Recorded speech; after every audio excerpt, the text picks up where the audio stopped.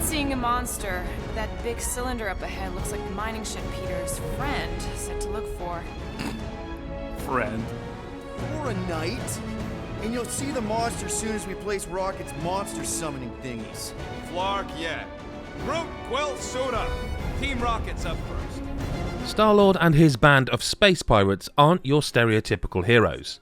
They're not polished or conventional, they're often at loggerheads with one another, and they're far from perfect. But despite their flaws, their hearts are always in the right place.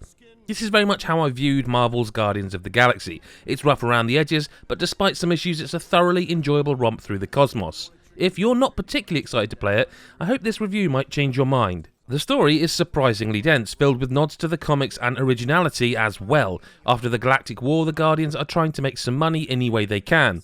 When the Universal Church of Truth starts to corrupt the minds of the entire galaxy, Quill and company embark on an adventure to stop them at all costs. The writing is excellent, not only with where the story goes, but the character development is so well managed and it's very funny. It takes place very much at the beginning of their story. As it progresses, a once inexperienced team turns into space's most mighty heroes.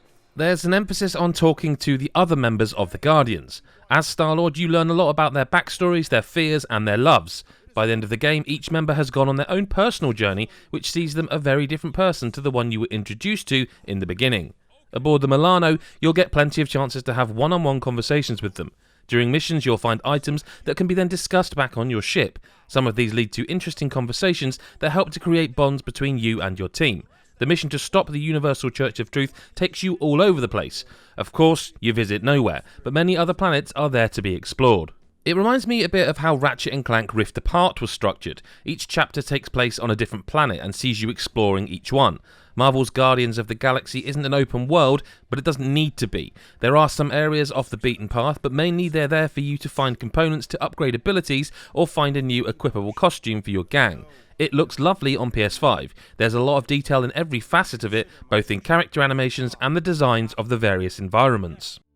Hey, Adam from GodIsAGeek.com here, sorry to interrupt, but if you wouldn't mind just hitting the big old subscribe button and maybe the bell to notify you of every new video we release, we'd be really grateful. Thank you so much and enjoy the video.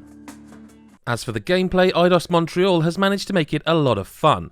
There's a satisfying evolution of each Guardian's abilities. By taking part in combat, you build an XP type gauge that contributes to your pool of ability points. All members have 3 distinct abilities that can be unlocked, with a 4th being gained in a different way I won't ruin for now. Gamora is an assassin, so her skills involve deadly and efficient attacks. Drax is a powerhouse, so he attacks in aggressive and violent ways.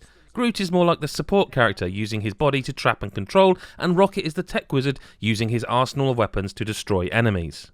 By holding the left shoulder button, you bring up the Guardians menu. From there, pressing the corresponding buttons can launch one of their abilities, helping you to use them on the fly. Star-Lord also gains new abilities and can be unlocked in much the same way as the others.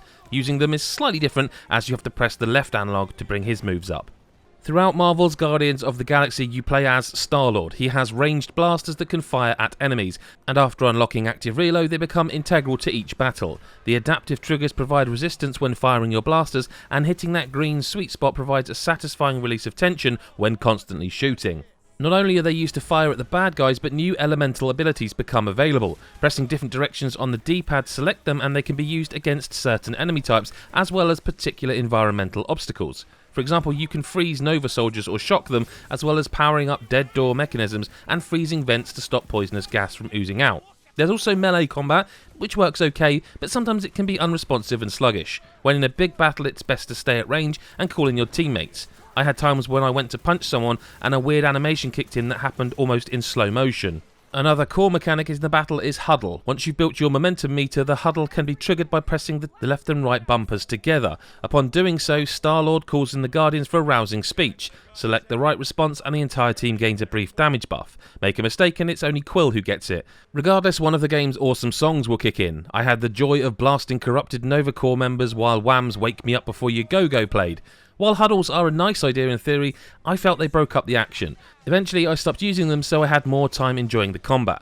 Speaking of the soundtrack though, it's so diverse and brilliant. New Kids on the Block, Blue Oyster Cult, Europe, it's got everything. While traversing the wide array of planets, your Guardians have particular skills that help to reach new areas. Star-Lord has a visor that can be used to scan the environment. This can provide information as to how certain obstacles can be overcome. Drax can smash through walls or knock down large pillars. Groot can create bridges and raise platforms. Rocket can hack terminals and sneak through small spaces, and Gamora can slice through cables and jump up walls, so Quill can grab her and reach higher areas. It's another aspect of Marvel's Guardians of the Galaxy that makes great use of the team. Pressing the left trigger and selecting who you want to help is often how this is achieved, but as the game moves on, they start to do it automatically. It's a neat way in which the bond between the team grows stronger. Marvel's Guardians of the Galaxy features certain choices along the way. You're often given dialogue options depending on the situation. Making one choice will affect how certain moments play out. For example, choosing to communicate through an abandoned Nova Corps helmet started a battle I could have avoided if I'd just kept quiet. As the game progresses, bigger decisions are presented that can go either way, but whatever you decide, moments can play differently depending on how you choose to progress. And there's a lot of cool surprises along the way featuring characters you'll be familiar with. I wish I could tell you about it all, but finding them for yourself is a much better way to appreciate the fan service Eidos Montreal has provided. The humour is a big part of Guardians of the Galaxy. The way Rocket and Star-Lord playfully and sometimes aggressively vie for leadership.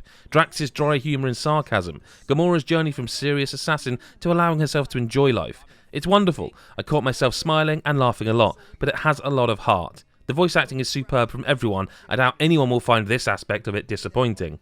Despite my love for Guardians of the Galaxy, this game is a bit rough at times. Some background textures pop into existence. I got knocked down in battle and it took ages to get up as if stuck in the environment. I had a crash when a late game battle took place, almost overwhelmed by the amount of enemies on screen. It's by no means a game breaker, and my love of it never waned. It's nowhere near though as polished as something like Marvel's Spider-Man or even the Avengers, but I still had a blast. Marvel's Guardians of the Galaxy is a wonderful surprise. I expected to like it, but after the credits rolled, I wanted to jump back in and play it all over again. The writing is wonderful, the characterization is spot on from what I'm used to seeing in the comics, and even fans of the MCU will appreciate the similarities. The combat is consistently fun, evolving with every new chapter. I'd love to see more of this world from Eidos Montreal in the future. It's a solid start that has plenty of potential for future releases, but this alone is going to please a lot of people. It's flarking great. And that's why we're giving it an 8 out of 10.